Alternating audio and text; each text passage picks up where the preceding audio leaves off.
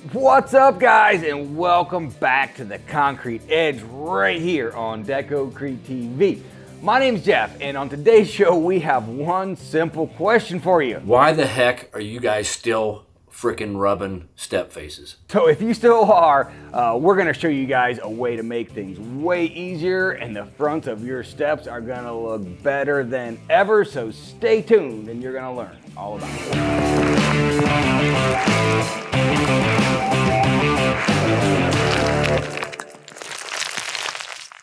So if you guys are still rubbing step faces the old school way, then let me introduce you to these little guys right here. Say hello to my little friend!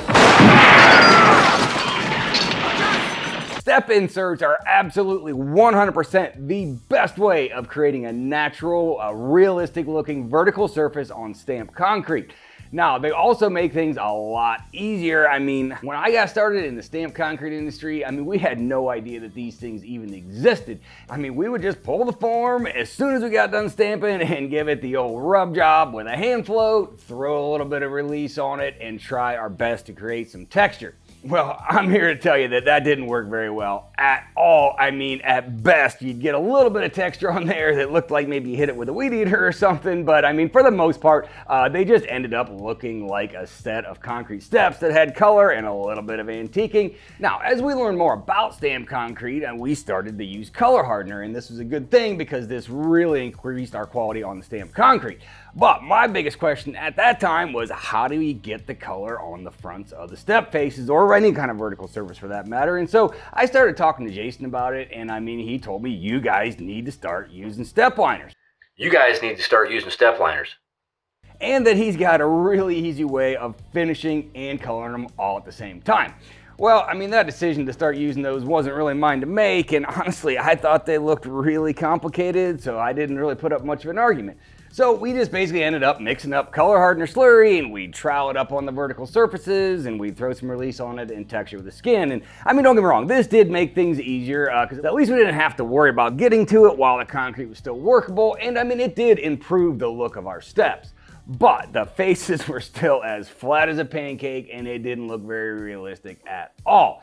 Now, fast forward a couple of years, and I started working for Jason every day.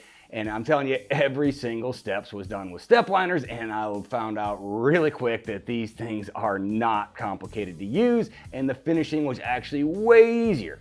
And nowadays, those flat looking steps from 2007 are not the standard anymore. And so if you're still doing it that way, you're gonna lose out on some jobs, because most of your competition out there are gonna be using step liners. Now, I know what you're probably saying is, I don't even do stamped concrete, so this doesn't matter to me anyways. Well, that's okay. These things work just fine on standard concrete as well. Hey, they're still gonna be easier to finish, and is gonna set you apart from the rest of the contractors in your area.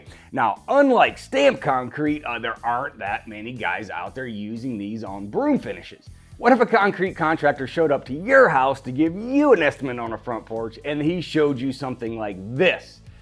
And now everybody else showed up and just showed you this set of standard old broom face concrete steps. Which would you choose? Now, ultimately, this is a preference thing in this case, and some might dirt it down, but the important thing is that you gave them options that others didn't. And the best part is, it's gonna be easier for you to do. And honestly, if it was me, I would probably actually charge more to rub and broom it. Now, yes, there are some upfront costs involved with these things, but you're gonna use them over and over and over again, and they will literally pay for themselves on the first few jobs. Now, these are offered in a variety of different sizes. Anything from 2-inch all the way up to 7.5, and we even have a cantilever option as well. Now, of course, there is some technique involved in pouring and finishing with step liners, so just make sure you check out our Technique of the Week episodes on this stuff, and Jason will take you through the entire process.